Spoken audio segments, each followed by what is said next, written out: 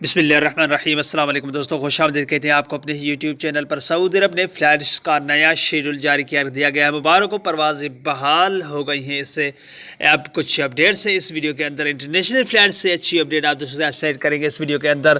تو دوستوں، ویڈیو کو جانب بڑھنے سے پہلے اگر آپ ہمارے چینل پہ نئی مہمان آئے تو چینل کو سبسکرائب کرنے کے ساتھ ساتھ بیل کی آئیکن کو لازم پریس کیجیے گا۔ جو بھی ہم نے ویڈیو بنائے گا اس کا نوٹیفیکیشن آپ دوستوں تک ترنت ہی پہنچ جائے۔ ویڈیو کو لائک کیجیے اور اس ویڈیو کو زیادہ سے زیادہ اپنے دوستوں کے ساتھ بھی شیئر کیجیے گا کہ اس ویڈیو کا ان کو بھی فائدہ حاصل ہو سکے۔ تو دوستوں، سعودی عرب نے بحرین اور عمان کے لیے فلائٹ سے بحال کر دیا، شیڈول بھی جاری کیا گیا ہے۔ دوستوں، وہ ممالک جو 20 ممالک ہیں سعودی عرب کے فلائٹس کی پابندی کی وجہ سے پریشان اور مجبور ہیں، ان کے لیے فلائٹس کوئی بھی اپڈیٹ نہیں ہے، مگر ان کے لیے کچھ اپڈیٹس شائع ہوتی بھی ہیں، مگر بعد میں اس کو کینسل کیا جاتا ہے۔